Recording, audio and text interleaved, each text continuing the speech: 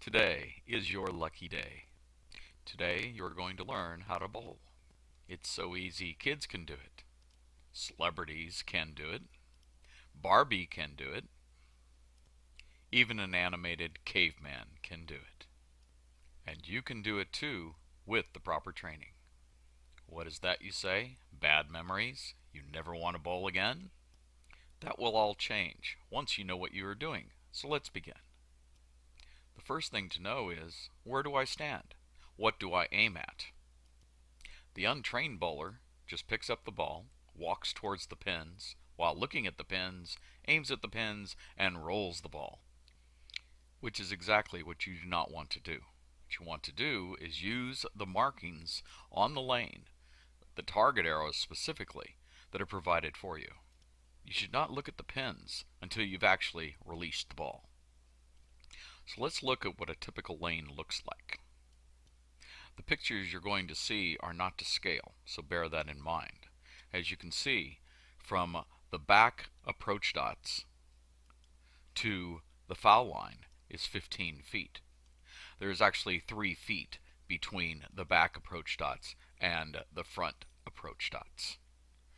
From the foul line to the targeting arrows, which there are 7 from here to here, is 15 feet, and from the foul line to the head pin is 60 feet. You'll notice that the pins are numbered. There's 10 of them, and they're numbered so that they can be referenced. The head pin is number 1, then you have 2, 3, 4, 5, 6, 7, 8, and 9, and the 10 pin. So let's begin. Where do you stand? To figure that out, walk to the foul line.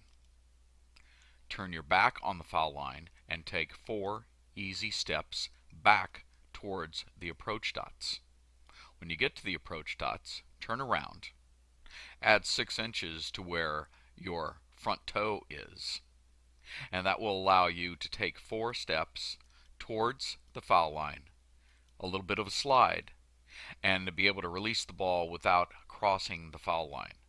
You want to lift the ball as you release it, bringing the ball upward while keeping your hand underneath.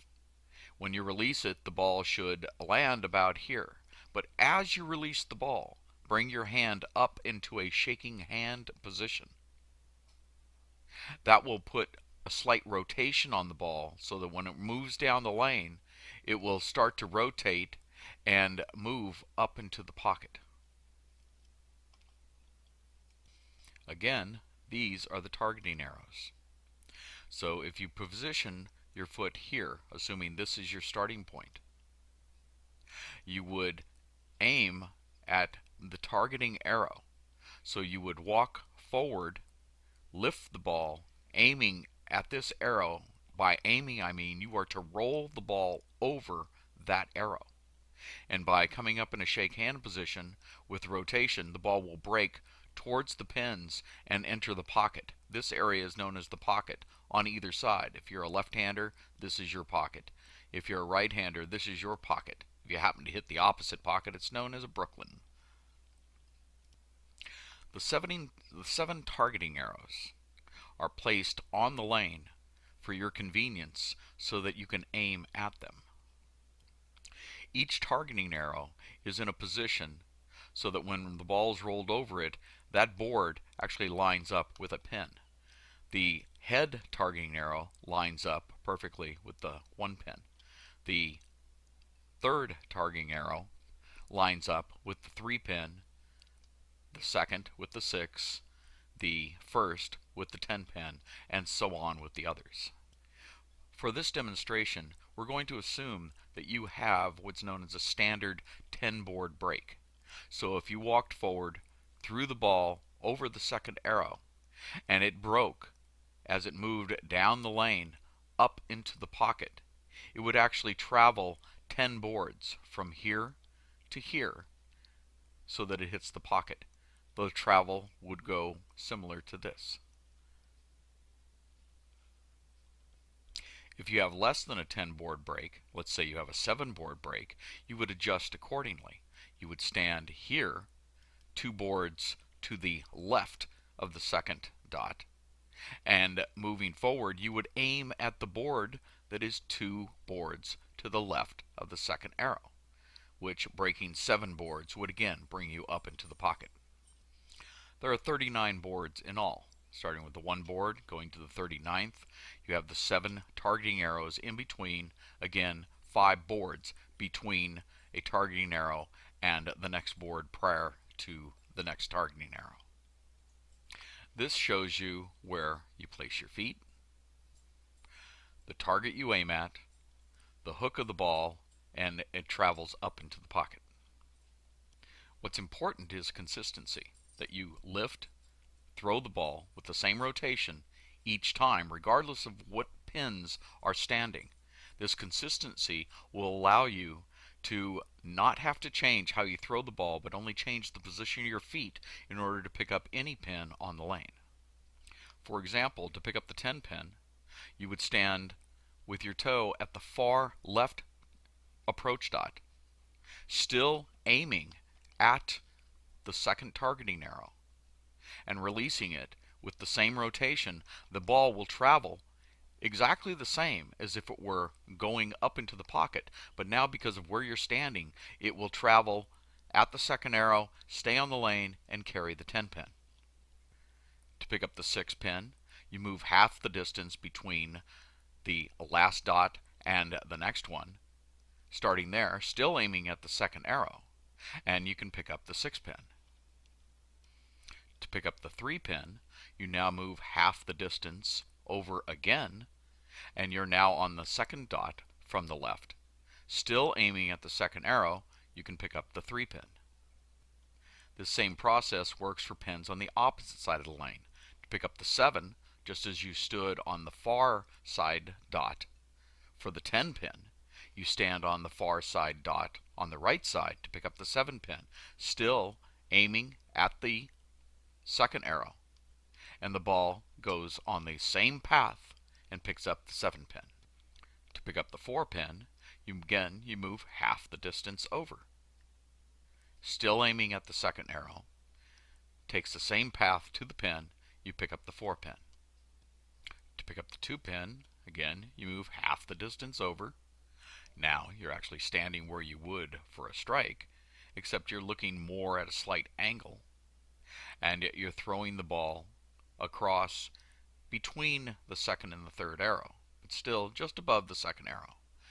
And the ball will travel its trajectory and hit the 2 pin. To pick up a split, in this case the 5-10 split, you actually aim at the pin that's not there. In this case, you would be aiming at the 2 pin. If you compare to the previous information, where you stood here, rolled the ball across just above the second arrow, that would carry the 2 pin, it's how you would carry the 5-10. The intention is to hit the 5 pin just on the left side, kicking it to the right to take out the 10 pin. To pick up the 5-7, again, stand on the opposite side of the lane, as if you're aiming for the 3 pin. Again, aim at the second arrow. It will come back, and it would pick up the 3 pin if it were there, but it will continue on, nick the 5 pin on the left side, and take out the 7 pin by kicking it to the left. For smaller splits, in this case the 3-10, you could aim for the head pin and kick the 3 pin over to the 10, but that's actually more difficult. It's easier to aim for the 6 pin that's not there. Again, standing here as if you would normally pick up the 6 pin, aiming at the second arrow, but the ball will nick inside the 3, and there's enough deflection of the ball off of the pins because of their weight that it will then bounce and take out the 10 pin, which is the preferred way to pick up the spare. To pick up the baby split 2-7 on the opposite side, you would stand where you normally would to pick up the 4 pin spare, the pin that's not there. You would stand here, again aiming at the second arrow. The ball will travel over the same course as it has been each time you release it, only this time, because of the angle you're at, it will travel, hit the 2 pin, bounce off, and continue and take out the 7 pin. To pick up the 2 pins that have not been mentioned, the 8 and the 9 pin, again it's a matter of where you place your feet. You already know how to pick up the 6 pin and how to pick up the 4 pin. As you can see, the 8 and the 9 are behind these pins. But if you aimed at the 4 pin, you would miss the 8. If you aimed at the 6, you would probably miss the 9. So what you do is, again, you're moving your feet. Where you stood here to pick up and rolled across the second arrow to pick up the 4 pin, you would split that distance in half. So halfway point here. You would split that distance in half between the middle and the second dot. Standing here, again, still aiming over the second arrow, and you'll take out the 8. On the opposite side, the same thing. You would stand here, roll over the second arrow to pick up the 6 pin, so you would split that distance in half. Stand here, again, still rolling over the second arrow, and it will come back and take out the 9. So there you have it. Easier than you thought, wasn't it? It's just a matter of knowing where to stand and what to aim at. Good luck and good bowling.